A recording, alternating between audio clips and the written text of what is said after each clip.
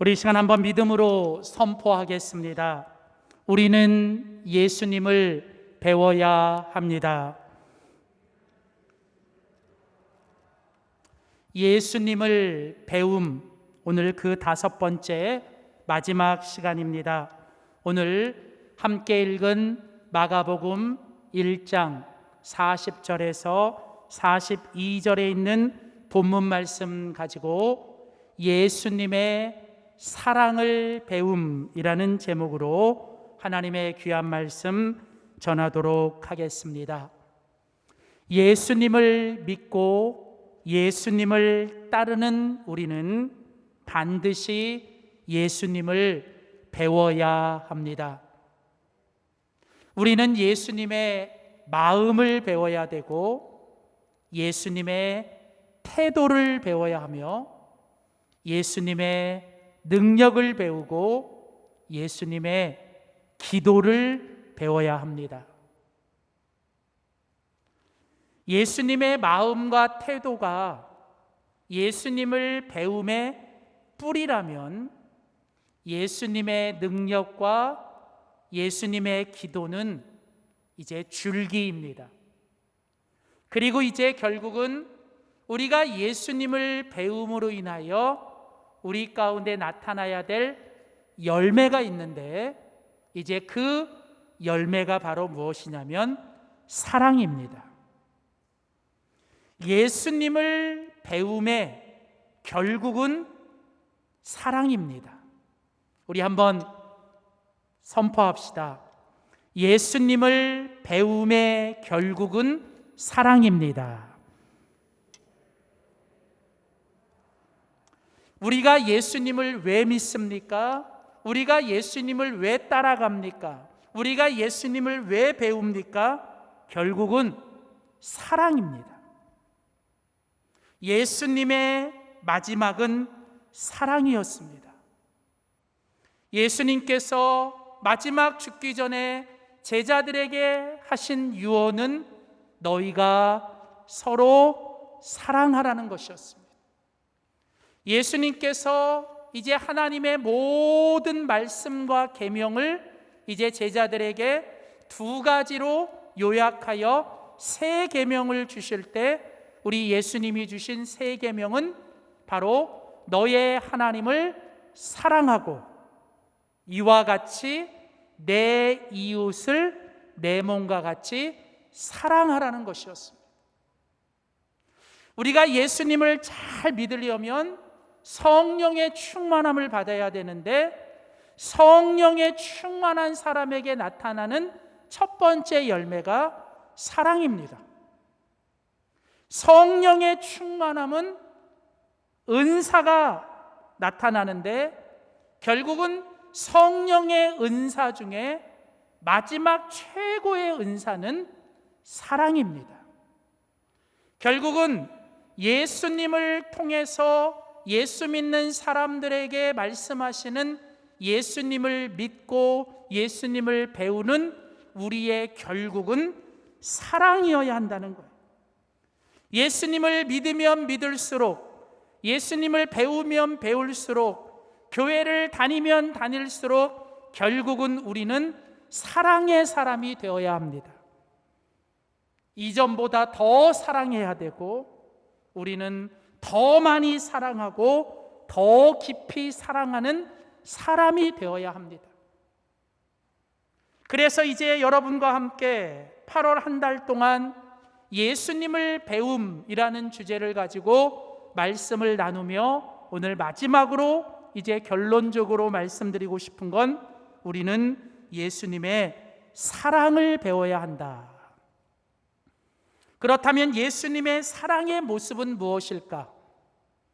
오늘 우리가 같이 읽은 마가복음 1장은 예수님의 이야기를 담고 있는 사복음서, 그러니까 성경의 처음 4권이 복음이라고 하는 것으로 끝나는 사복음서, 마태, 마가, 누가, 요한복음인데 이 사복음서는 예수님에 대한 이야기예요. 그런데 이 사복음서 중에 제일 첫 번째 기록된 복음서가 마가복음입니다. 이 말은 마가복음에 기록된 예수의 모습이 가장 원형적인 오리지널 모습이라는 거예요.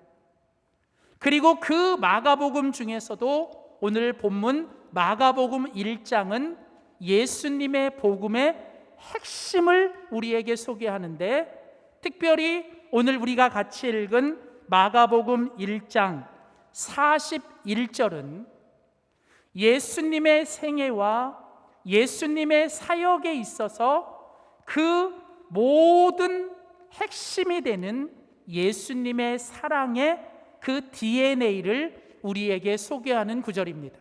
자, 마가복음 1장 41절을 우리 다시 한번 함께 읽어보겠습니다. 시작. 예수께서 불쌍히 여기사 손을 내밀어 그에게 대시며 이르시되 내가 원하노니 깨끗함을 받으라 하시니. 저는 이 마가복음 1장 41절이 바로 예수님의 생애와 예수님의 사역을 이끌어갔던 예수님의 사랑의 핵심 구절이라고 믿습니다. 오늘 이 마가복음 1장 41절은 바로 예수님이 우리에게 보여주시고 우리에게 가르쳐 주셨던 그 예수님의 사랑의 DNA가 오늘 이 속에 있습니다. 저는 다시 한번 오늘 이 말씀을 통해서 예수님의 사랑이 무엇인지를 좀 더 구체적으로 살펴보면서 바라건대 우리가 그동안 오랫동안 예수 믿어왔고 또 우리는 죽을 때까지 예수 믿을 건데, 결국 예수를 믿는 목적은 사랑하기 위해서 믿는 것인데 나에게는 과연 이런 예수님의 사랑의 DNA가 있는지 오늘 다시 한번 우리 자신을 살펴보면서 오늘 이 시간을 통해 예수님의 이 사랑의 DNA가 여러분 안에 다시 한번 심겨지고 다시 한번 살아나는 귀한 시간이 되기를 주님의 이름으로 축원합니다. 첫 번째로 이제 오늘 예수님의 사랑의 첫 번째 모습은 무엇입니까? 우리 한번 믿음으로 선포합시다. 예수님의 사랑은 예수님의 소원입니다. 자, 첫 번째로 오늘 본문 마가복음 1장 40절에서 42절의 본문이 우리에게 보여주고 있는 예수님의 사랑의 모습, 예수님의 사랑의 DNA의 첫 번째 모습은 예수님의 사랑은 소원입니다. 소원. 그러니까 사랑이 무엇이냐? 사랑은 바로 소원을 갖는 거예요. 사랑은 기대하고 소망하고 꿈을 꾸고 그리고 끝까지 바라는 것, 이게 바로 사랑입니다. 자, 오늘 우리가 같이 읽은 성경 마가복음 1장 40절 41절 보겠습니다. 한 나병 환자가 예수께 와서 꿇어 엎드려 간구하여 이르되 원하시면 저를 깨끗하게 하실 수 있나이다. 예수께서 불쌍히 여기사 손을 내밀어 그에게 대시며 이르시되 내가 원하노니 깨끗함을 받으라. 자, 여러분, 오늘 이 본문에 예수님이 사역하시는 중에 하나님 나라를 전파하시고 예수님의 복음을 가르치시는 중에 많은 병든 사람들이 모였습니다. 육신의 질병 가진 사람, 마음의 상처를 가진 사람, 혹은 악한 영에 또 쉬운 귀신 들린 사람들이 예수님 앞에 나왔고 예수님은 그들을 고쳐주셨습니다. 자, 그런데 예수님이 어떤 병든 사람을 고쳐주실 때 예수님은 그들이 누구이든 상관없어요. 이방인이든 유대인이든 남자든 여자든 예수님은 아무 상관없어요. 다만 예수님은 그들에게서 무엇을 보기를 원하시냐면 믿음을 보기를 원하시는 거예요.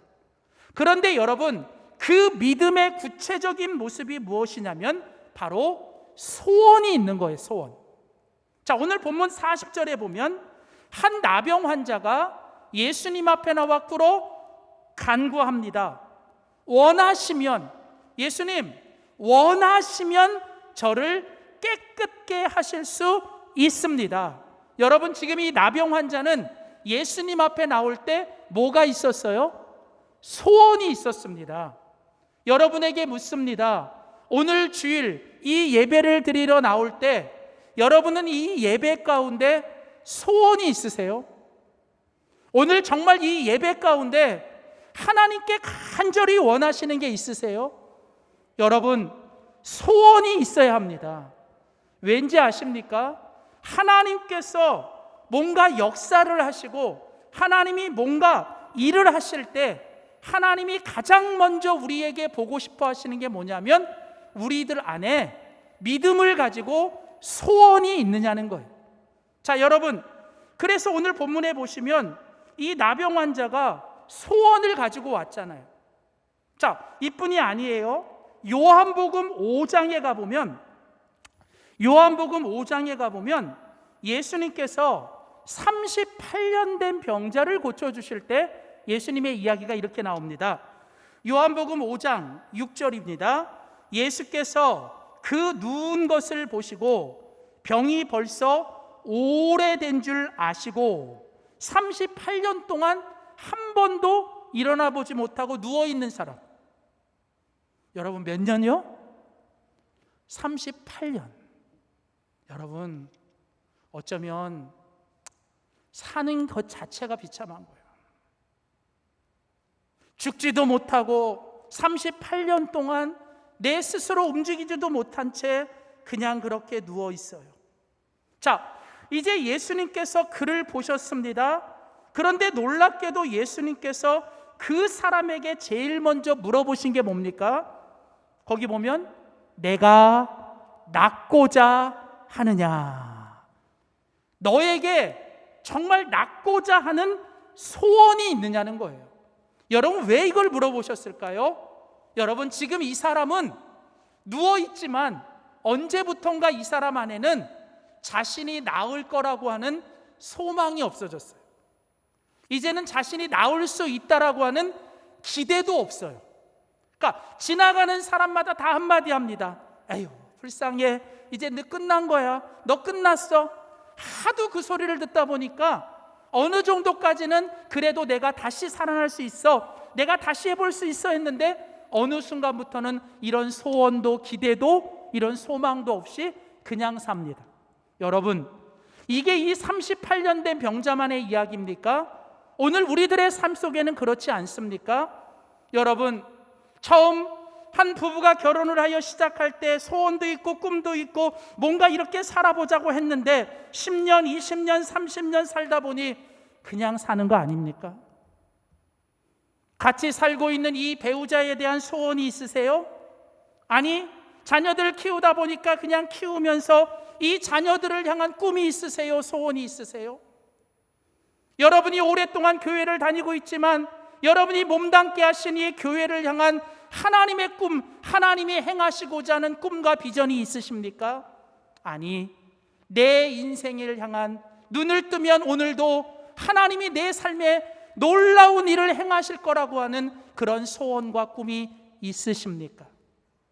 어쩌면 예수님이 그 옛날 요한복음 5장에 38년 된 병자를 향하여 내가 낫고자 하느냐라고 말씀하시는 이 질문은 오늘 습관적으로 또 주일이니까 그냥 하나님 앞에 나와 아무 생각 없이 아무 기대 없이 그냥 나와 있는 오늘 우리를 향한 주님의 질문은 아닌지, 오늘 주님께서 간절히 보시고 간절히 원하시는 건 우리를 사랑하시기 때문에 우리를 향한 주님의 소원과 우리를 향한 주님의 기대를 우리 주님은 포기하지 않으신다는 것. 나는 나를 포기할 수 있어도, 나는 다른 우리 가족을, 나는 내 옆에 있는 사람을 포기할 수 있어도 나를 사랑하시는 그 주님은 절대로 내 인생을 포기하지 않으시고 내 인생에 절망하지 않으며 하나님은 우리를 향하여 끝까지 기대하시고 끝까지 소원을 가지고 끝까지 우리를 사랑해 주시는 하나님인 줄 믿습니다. 그래서 여러분 빌립보서 2장 13절에 보면 사도 바울은 이렇게 말을 합니다. 너희 안에 행하시는 이는 하나님이시니 자기의 기쁘신 뜻을 위하여 너희에게 뭘 두고요? 소원을 두고 행하게 하신다. 여러분 이 말씀을 잘 보셔야 돼요. 우리 속에서 행하시고 일하시는 분은 누구세요? 하나님이십니다. 하나님이 일하셔야 돼요. 하나님이 일을 하시는 거예요. 그런데 하나님은 어떤 사람에게 일을 하십니까? 그 마음의 소원을 품은 사람에게 하나님은 일을 하시는 거예요. 그러니까 여러분, 우리가 할 일은 뭐예요? 하나님이 우리 속에서 일하신다는 걸 믿고 우리 안에서 일하시는 분은 하나님이라는 사실을 기억하고 우리 속에 하나님이 주시는 꿈과 하나님이 주시는 소원을 우리가 붙들어야 된다는 거예요. 그래서 여러분 정말 중요한 건 뭐냐면 하나님께서 우리들에게 소원을 갖고 계시다는 거예요. 하나님이 우리를 사랑하시니까 우리를 포기할 수 없고 우리에게 절망할 수 없고 하나님은 끝까지 우리를 포기하지 않고 우리에게 소원을 갖고 계세요. 오늘 본문으로 돌아와 마가복음 1장에도 보면 한 나병 환자가 있었습니다. 여러분 이 나병 환자, 오늘날에도 여러분 여전히 이 병은 참 큰 병입니다. 그러나 여러분 예수님 당시에 이 나병은 여러분 한마디로 여러분 불치병입니다. 치유될 수도 없고 치유되지도 않는, 다시 말하면 이 병에 걸리면 무조건 죽어야 한다는 절망감. 어쩌면 이 나병 환자가 가지고 있었던 제일 큰 문제는 바로 자신의 인생과 자신의 삶에 대한 절망감이에요. 스스로 나는 안 돼, 나는 할 수 없어, 나는 될 수 없어. 지나가는 사람들, 심지어 그 사람의 가족들조차도 이제는 이 사람을 포기하고 이 사람에 대한 모든 기대와 모든 소망을 이제는 다 포기한 상태. 그런데 여러분 놀랍게도 여러분 오늘 이 사람에게 예수에 대한 소문이 들리고 예수에 대한 이야기를 들을 때 다시 한번 마지막 그 믿음, 내가 나을 수 있겠다라고 하는 그 소원을 가지고 주님 앞에 나왔고, 오늘 본문을 보시면 주님은 바로 그 사람을 향하여 뭐라고 말씀하셨습니까? 41절, 내가 원한다, 내가 소원한다. 무엇을요? 네가 깨끗함을 받기를. 사랑하는 성도 여러분, 오늘 예수님은 이 한 영혼, 이 한 사람을 예수님은 사랑하시는 거예요. 하나님은, 우리 예수님은 한 사람을 사랑하시고 한 영혼을 사랑하시기에 오늘 그 사람이 다시 깨끗함을 받고 다시 치유함을 받고 다시 회복되기를 우리 예수님은 원하신고, 그 예수님은 내가 그를 원한다라고 예수님은 당신의 소원을 말씀하셨습니다. 사랑하는 성도 여러분, 우리가 누군가를 사랑한다는 건 내가 이 사람을 사랑하기 때문에 이 사람을 향한 기대와 소원을 끝까지 포기하지 않는 것입니다. 여러분, 누군가가 나를 끝까지 믿어주고 누군가가 나를 끝까지 소원해주고 누군가가 나를 끝까지 뭔가 소망해주는 사람이 있다면 여러분 그 사람 때문이라도 여러분 우리는 다시 일어설 수 있는 거 아닐까요? 여러분 어쩌면 이 사랑이라고 하는 것, 이 사랑의 예수님의 첫 번째 모습은 바로 예수님이 그 한 나병 환자를 향하여 내가 너를 깨끗함을 받기를 원한다라고 하는 이 예수님의 소원처럼 오늘 사랑하는 성도 여러분, 가깝게는 여러분 가정에 있는 가족들을 향해, 그리고 여러분이 만나는 그 이웃들을 향해, 그리고 우리가 몸담고 있는 이 교회 공동체 안에서 우리가 서로가 서로를 사랑함으로 서로를 향한 기대와 소망과 꿈과 비전을 놓지 말고 우리가 정말 예수님께서 내가 원하노니 깨끗함을 받으라고 여러분 이렇게 긍정적인 말, 미래적인 말, 소망적인 말을 해준 것처럼 여러분 우리 속에 사랑을 가지고 서로를 향하여 기대해주고 소망해주고 또 가능하면 말을 할 때마다 정말 긍정적이고 힘있고 소망적인 말을 통해서 우리가 서로 함께 사랑할 수 있는 우리 공동체가 될 수 있기를 주님의 이름으로 소원합니다. 두 번째로 오늘 우리가 이 본문을 통해서 배워야 하는, 배울 수 있는 두 번째 예수님의 사랑의 DNA, 두 번째 모습은 무엇입니까? 우리 한번 믿음으로 선포합시다. 예수님의 사랑은 예수님의 긍휼입니다. 자, 여러분, 오늘 이 본문이 우리에게 보여주는 예수님의 사랑의 두 번째 모습은 바로 긍휼입니다. 긍휼. 자, 오늘 본문 마가복음 1장 41절 보십시오. 오늘 마가복음 1장 41절에 보시면 예수께서 불쌍히 여기사 이렇게 나와요.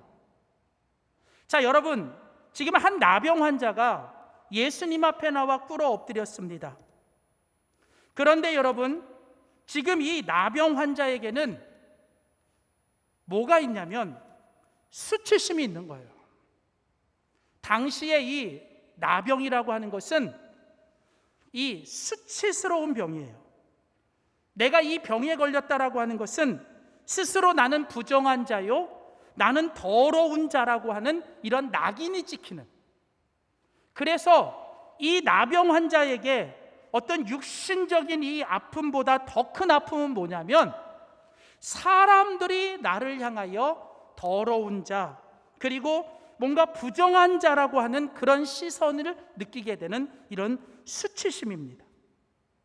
어느 누구도 이 나병 환자를 향하여 긍휼함이나 그 사람을 향하여 불쌍히 여기는 마음이 없는 거예요. 그런데 놀랍게도 오늘 본문에 보시면 예수님께서는 이 한 나병 환자가 예수님 앞에 나와 꿇어 엎드렸을 때 예수님이 그 사람을 보시고 그 마음 속에 예수님이 가지셨던 마음은 뭐냐면 바로 그 사람을 불쌍히 여기셨다라는 거예요.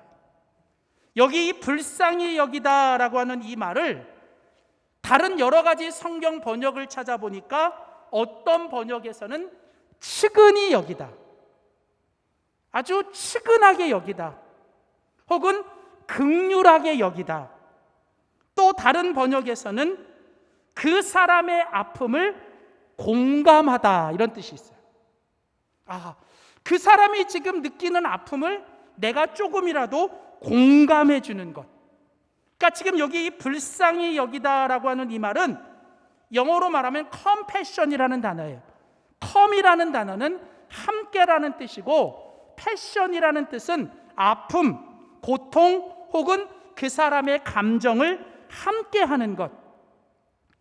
그래서 이 긍휼이라는 단어가요, 성경을 볼 때 특별히 이 긍휼이라는 단어, 불쌍히 여긴다는 이 긍휼이라는 단어가 구약 성경으로 가면 이 구약 성경에서는 이 긍휼히 여기다, 불쌍히 여기다라고 하는 히브리 단어가 무슨 뜻으로 쓰이냐면 아이를 가진 엄마의 자궁이라는 뜻이에요.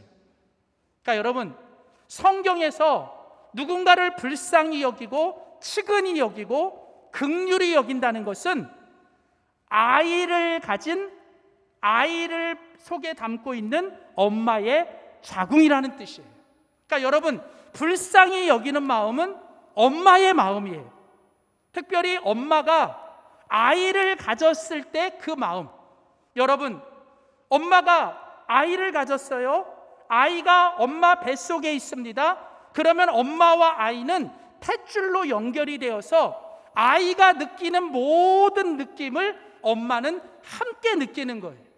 그러니까 여러분, 아이가 먹고 싶은 걸 엄마가 먹고 싶은 거고, 아이가 지금 힘든 게 엄마가 힘든 거고. 저는 왜 이렇게 잘할까요? 하여튼 여러분 그렇지 않아요? 이게 긍휼이라는 게 그런 거예요. 긍휼이라는 게 상대방의 어떤 마음과 아픔과 감정을 내가 같이 공감하고 그 감정을 같이 하는 것. 그래서 로마서 12장에서는 우는 자들로 함께 울고 웃는 자들로 함께 웃어주는 것. 그러니까 여러분, 누가 지금 잘 됐을 때 배 아픈 거 말고요, 누가 지금 힘들었을 때 괜히 기분 좋은 거 말고, 그냥 정말 내 사랑하는 형제가 아프면 내가 더 아프고, 내 사랑하는 형제가 잘 되면 내가 잘 되는 것보다 더 기뻐하는 것. 여러분, 이게 바로 뭐예요? 바로 예수님께서 가지셨던 사랑의 마음, 긍휼의 마음이라는 거예요. 여러분, 우리가 이 사복음서를 보면 예수님의 기적이 나오는데요, 마태, 마가, 누가, 요한복음에 공통적으로 나오는 몇 가지 기적 중에 제일 큰 기적이 뭐냐면 오병이어의 기적이에요. 그런데 여러분, 마가복음 6장에 보면 이 오병이어의 기적 앞에 제일 첫 번째 구절이 이렇게 시작됩니다. 마가복음 6장 34절, 예수께서 나오사 큰 무리를 보시고 그 목자 없는 양 같음으로 인하여 뭐 하셨어요? 불쌍히 여기신 거예요. 그러니까 이제 여러분, 하루 종일 예수님께서 무리들과 함께 이제 계속 말씀을 나누시고 함께 이제 이렇게 은혜를 나눴는데, 이제 저녁 때가 된 거예요. 배가 고픈지도 모르고 됐는데 제자들이 가만히 보니까 빨리 보내야 돼요. 빨리 가서 밥 먹으라고 보내야 돼요. 우리는 이 사람들 책임질 수 없어요. 가진 돈도 없고 뭐 이 사람들 어떻게 할 수도 없고. 그런데 예수님은 이 무리들을 보시고 마음속에 뭐가 드셨어요? 또 불쌍히 여기는 마음이 드신 거예요. 그래서 이 불쌍히 여기는 마음을 통해서 이제 오병이어의 기적이 나오는 거예요. 그러니까 나중에 여러분들이 성경에서 예수님의 기적, 어떤 병든 자를 고치거나 죽은 자를 살릴 때 여러분, 항상 성경은 그 앞에 예수님이 불쌍히 여기시더라라는 게 나와요. 그러니까 여러분, 여기서 우리가 한 가지 알 수 있는 건 예수님의 모든 기적, 예수님의 모든 그 기적의 시작은 어디서부터 온다? 사랑. 근데 그 사랑의 구체적인 마음은 내 마음에 뭐가 와야 돼요? 불쌍히 여기는 마음, 긍휼히 여기는 마음. 그 사람의 마음을 내가 함께 공감하는, 상대방의 입장이 되어보고 상대방의 어떤 상황을 내가 조금 이해해 보려고 하는 이런 어떤 측은지심이나 역지사지의 이런 마음들이 우리 가운데 긍휼의 마음이 들어갈 때 이것이 바로 여러분 구체적인 예수님의 사랑이에요. 그러니까 여러분, 오늘 본문과 사복음서가 우리에게 말하고 있는 예수님의 사랑의 구체적인 모습은 예수님이 긍휼히 여기시는, 예수님이 불쌍히 여겨주시는 거예요. 저는요, 오늘 이 시대가, 특별히 오늘날 우리 교회가, 우리 그리스도인들이 하나님 앞에서 다시 회복돼야 될 가장 중요한 마음이 있다면 바로 예수님처럼 우리가 서로를 불쌍히 여겨주실 마음이에요. 마태복음 5장에 보면 예수님이 8가지 복을 얘기할 때 긍휼히 여기는 자, 불쌍히 여겨주는 자가 복이 있나니 불쌍히 여겨주는 사람이 불쌍히 여김을 받을 거라는 거예요. 여러분, 예수님은 모든 사람들을 불쌍히 여겼어요. 예수님을 믿는 우리들은 서로를 불쌍히 여기며 살아야 합니다. 여러분, 우리가 이 불쌍히 여긴다, 누군가를 동정한다, 긍휼히 여긴다라고 하는 이 말이 조금 부정적으로 들릴 때가 있어요. 그러니까 누군가 나를 불쌍히 여긴다 그러면 되게 기분 나쁘죠. 그러니까 저도 그랬어요. 제가 우리 집사람하고 이제 목회하면서 결혼 생활을 이제 지금 27년째 하고 있는데, 제가 이제 목회하고 있는데 처음에 이제 막 제가 미국에서 개척해서 막 목회하는데 쉽지만은 않더라고요. 재밌고 막 행복했는데 어쩔 때 너무 힘들 때 몰랐으니까 이런 건지 모르고 했어요. 제가 알면 안 했을 텐데 제가 모르고 했어요. 근데 이렇게 쉽지는 않더라고. 근데 그때마다 우리 집사람이 저한테 와서 저보고 이렇게 많이 저를 이렇게 쳐다보더니 많이 쳐다보는 거예요. 그러더니 불쌍하다는 거예요. 그런데 되게 기분이 나쁜 거예요. 안 그래도 막 그냥 지금 힘든데 막 저보고 와더니 많이 쳐다보면서 불쌍하다 그래. 근데요, 요즘은요, 제가 이렇게 이제 자다가 이렇게 깨보면 우리 집사람이 깨서 이제 저를 이렇게 쳐다보면서 이렇게 저를 불쌍히 봐주면요, 제가 제일 행복해요. 그러다 가끔 제가 이제 이렇게 힘들고 피곤할 때 우리 집사람이 참 불쌍하다 이러면요, 제가 듣는 말 중에 제일 기분 좋은 말이에요. 왜냐하면 제가 이 불쌍하다는 마음이 무슨 마음인지 알거든요. 그래도 마음을 같이 해주는구나. 그래도 힘들고 어려운 거 같이 아는구나. 그래도 누군가 나를 이렇게 불쌍히 여겨주는 사람이 있구나. 사랑하는 성도 여러분, 오늘 우리가 서로 사랑한다. 예수님 말씀하셨잖아요. 하늘 아버지께서 너희를 불쌍히 여기신 것처럼 너희가 서로 불쌍히 여기게 되지 않니? 여러분, 오늘 이 시대는요, 너무 우리가 서로를 불쌍히 여기지 않아요. 가정에서도요, 여러분, 부모가 좀 자녀들을 불쌍히 여겨야 돼요.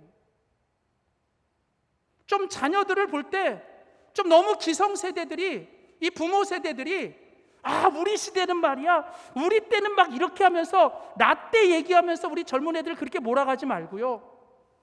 여러분, 요즘 젊은 애들 참 불쌍해요. 여러분, 기회도 없어요. 정말 뭔가 해보려고 하는 기회조차도 없고요. 모든 게 다 막혀버리고요. 여러분, 우리 정말 요즘 코로나 세대 애들 보면요, 진짜 불쌍해요. IMF 시대부터 해서 그때 태어나서 지금까지 다 겪고 코로나 때 좋아가지고 학교 갔는데 한 번도 학교 가서 친구 애들 얼굴도 못 보고. 여러분, 우리 젊은 애들 보면서 쟤네들 왜 저럴까? 여러분, 그러지 말고요, 좀 기성세대가 우리 젊은 세대들을 볼 때 진짜 불쌍하게 여겨야 돼요. 반대로 우리 젊은 세대들은 우리 기성세대들을 보면서 좀 불쌍히 여기셔야 돼요. 정말 한국 역사의 어렵고 힘든 시대를 보내면서 그래도 못 먹고 그래도 열심히 살아본다고 하면서 잘해보려고 했는데 그런 거거든요. 좀 뭔가 이렇게 세대 간에, 기성세대와 젊은 사이들이 좀 서로 간에 서로를 좀 불쌍히 여기고, 가정에서도 부모는 자녀를, 자녀는 부모를 좀 불쌍히 여기면서, 남편이 아내를, 아내가 남편을 좀 갑과 을 사이에 갑이 좀 갑질하지 말고요. 을 불쌍하지 않으세요? 반대로 을도 좀 갑 좀 불쌍하게 여기고. 저는 이것이 오늘 이 시대에 우리가 다시 회복해야 될 우리의 사랑의 모습이 아닌가. 저는 교회에서도 마찬가지라고 생각해요. 여러분, 교회는 서로를 불쌍히 여기는 은혜 공동체입니다. 여러분, 교회 안에 우리가 서로를 바라볼 때 우리는 서로를 좀 불쌍히 여겨주는 마음이 필요한 거예요. 저는 여러분에게 부탁합니다. 목사인 저를 좀 불쌍히 여겨주세요. 저도 여러분 불쌍히 여기려고 그래요. 요즘 제가 새벽마다 기도하면서 우리 성도님들 참 불쌍한 거예요. 그냥 개인 기도적인 서로 전화하면서 기도의 제목 들을 때 정말 힘들고 어렵게 사는 거예요. 특히 요즘에는 제가 우리 장로님들 기도할 때마다 우리 장로님들 너무 불쌍한 거예요. 막 눈물이 날 정도로. 여러분, 오늘 우리가 서로를 향하여 뭔가 좀 불쌍히 여기고 서로를 좀 뭔가 그럴 수도 있지, 얼마나 힘들까라고 서로를 좀 이해해주는 그런 마음. 여러분, 마지막 때에 너희가 더욱 뜨겁게 사랑하라 그러지 않으세요? 마지막 때가 오면 올수록 너희가 서로를 더욱 뜨겁게 사랑하라. 그런데 여러분, 베드로전서 4장에 보면 그 뜨겁게 사랑하는 구체적인 모습이 뭔지 아세요? 서로의 수치와 서로의 후다한 허물을 좀 덮어주라는 거예요. 여러분, 좀 덮어주고 좀 가려주고, 우리끼리라도 좀 뭔가 서로 좀 덮어주고 가려주면서, 오늘날 이 시대는 모든 걸 다 까발리고 모든 걸 다 드러내고 너무 악하고 너무 심하게 너무 독하게 너무 똑똑한 사람들만 있는, 그러다 보니 뭔가 따뜻하게 품어주고, 뭔가 따뜻하게 안아주고, 뭔가 덕스럽게 모든 걸 넉넉하게 품어주는 사람이 없는 이 시대. 오늘 예수님께서 한 나병 환자, 도저히 받아들일 수 없는 그를 예수님이 불쌍히 여김으로 그 사람을 받아줬던 것처럼 우리가 서로가 서로를 예수님의 사랑을 가지고 불쌍히 여겨줄 수 있기를 주의 이름으로 소원합니다. 세 번째, 마지막 결론입니다. 오늘 예수님께서 본문을 통해 우리에게 보여주시는 마지막 예수님의 사랑은 무엇입니까? 우리 마지막으로 선포합시다. 예수님의 사랑은 예수님의 터치입니다. 그렇습니다. 예수님이 보여주셨던 예수님의 사랑의 마지막 모습은 바로 터치하시는 거예요. 자, 오늘 같이 읽은 마가복음 1장 41절입니다. 예수께서 불쌍히 여기사 손을 내밀어 그에게 대시며 이르시되 내가 원하노니 깨끗함을 받으라. 여러분, 오늘 본문에 보면 예수님은 사랑이셨어요. 그래서 예수님은 사랑 때문에 그를 향하여 깨끗해지기를 원하셨어요. 소원하셨어요. 그리고 예수님은 그를 불쌍히 여겨준 거예요. 왜 이렇게 됐니? 너 왜 이렇게 됐냐라고 여러분 그거 묻지 않고 그냥 그를 불쌍히 여겨주신 거예요. 그리고 이제 예수님이 그 사랑을 가지고 마지막으로 하신 일이 뭐냐? 오늘 여기 보니까 예수님이 손을 내미셨어요. 거기 보면 예수님이 손을 리치 아웃 하셨다는 거예요. 손을 뻗으신 거예요. 예수님이 먼저 그에게 손을 내미셨고 예수님이 그에게 다가가신 겁니다. 사랑은 내가 사랑하니까 그 사람에게 먼저 손 내밀고 그 사람에게 먼저 다가가고 그 사람에게 내가 먼저 행동하는 겁니다. 여러분, 이 시대는 사랑하는 사람이, 먼저 사랑하는 사람이 누군가에게 손을 내미셔야 합니다. 그리고 이제 그 사람의 상처받은 부위, 그 사람의 아픈 부분에 주님의 사랑을 가지고 그곳을 터치하셔야 됩니다. 여러분, 놀라운 사실은 예수님의 사랑으로 그를 터치했더니 그 사람의 나병이 떠나가고 깨끗하게 되어졌습니다. 여러분, 어쩌면 이 나병 환자가 가지고 있었던 또 다른 아픔은 외로움이었을 거예요. 여러분, 나병 환자는 버려진 사람이에요. 나병 환자는 격리된 사람입니다. 나병 환자는 아무도 찾아와 주지 않는 사람입니다. 심지어 가족들조차도 완전히 버려지고 격리되어 아무도 그를 찾아오는 사람이 없을 때, 여러분, 예수님은 그 사람에게 손을 내밀어 다가가셨습니다. 그리고 예수님은 어느 누구도 부정하다고 생각하여 만지려고 하지 않았던 그를 예수님은 주님의 사랑으로 터치하셨습니다. 저는요, 계속되는 이 코로나 기간 동안 사회적인 격리, 이제 언택트를 얘기해요. 뭔가 접속하면 안 되고, 뭔가 서로 만나면 안 되고, 뭔가 접촉하면 안 된다라고 얘기합니다. 물론 여러분, 우리가 이것을 무시해서는 안 돼요. 우리가 이것을 최대한 지켜야 합니다. 상식적인 선에서 우리가 이것을 지켜야 합니다.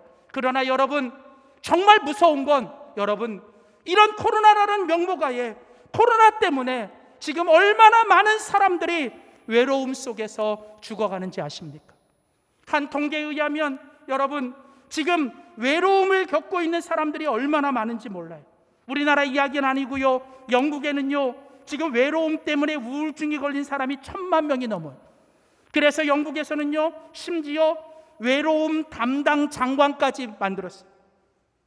왜냐하면 이 외로움을 겪는 사람들이 우울증이 찾아오고 이 사람들이 자살하는데 이것 때문에 국가가 써야 되는 비용이 얼마나 큰지, 사람의 이 외로움이 얼마나 크냐면요, 하루에 담배 15갑을 피우는 것보다 더 무서운 게 사람이 외로움을 느끼는 거예요. 지금 우리나라에도요, 지난 1년 반 동안 코로나 때문에 여러분, 어른들 중에 여러분 한 달 동안 누군가와 접촉하지 못하고 누군가와 대화조차도 못한 사람이 여러분 얼마나 많은지 아십니까? 코로나니까라고 말하면서 여러분 정말 우리가 누군가에게 다가가야 되고 손 내밀어야 되고 누군가에게 접촉해야 될 사람조차 우리가 무시하고 살지 않습니까? 여러분, 정말 이 시대에 정말 우리에게 필요한 건 언택트의 시대가, 우리에게 필요한 건 온택트예요. 여러분, 따뜻함을 가지고 누군가에게 다가가셔야 돼요.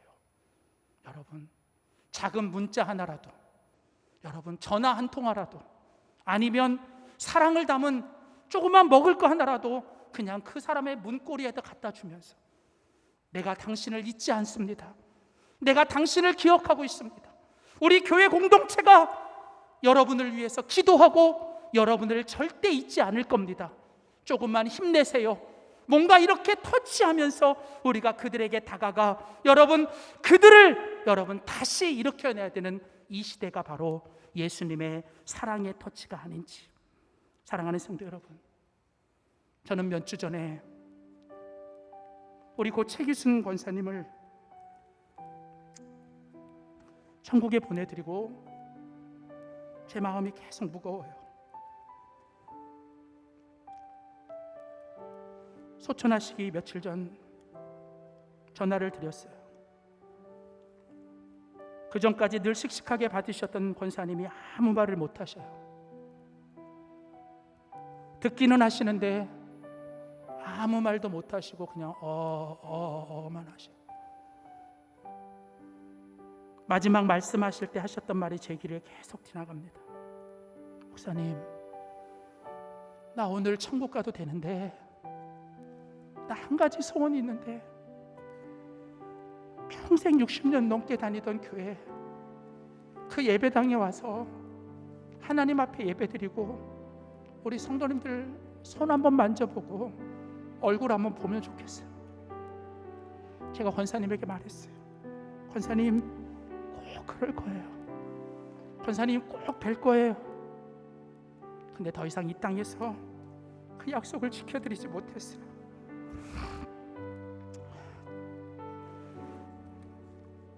제 안에 계속 드는 마음은,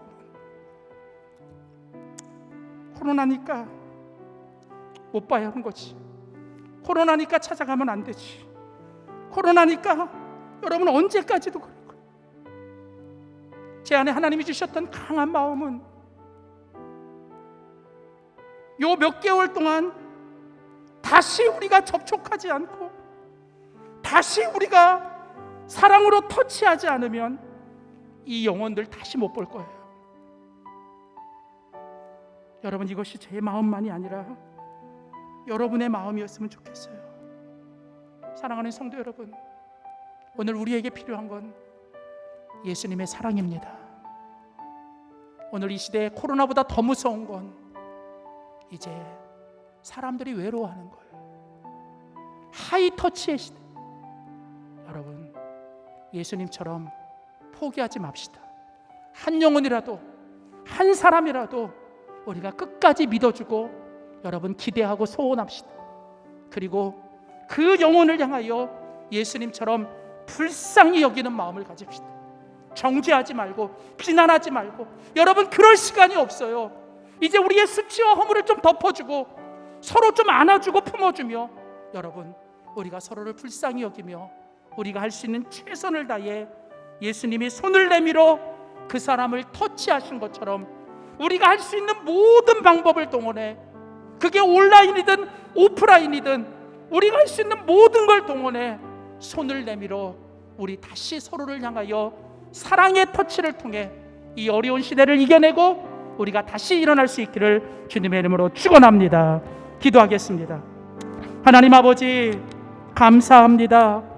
우리를 사랑하시되 절대 포기하지 않으시고 끝까지 우리를 소원하시며 우리를 불쌍히 여겨주시는 하나님, 그 하나님께서 예수님을 이 땅에 보내시고 예수님께서 우리에게 손을 내밀어 우리를 터치해 주셔서 우리가 살아갑니다. 하나님, 그렇습니다. 세상 소망 다 사라져가도, 세상 모든 것 다 끝나가도 주님의 사랑은 끝이 없음을 기억하며 다시 우리 안에 그 주님의 사랑으로 채워 주시옵소서.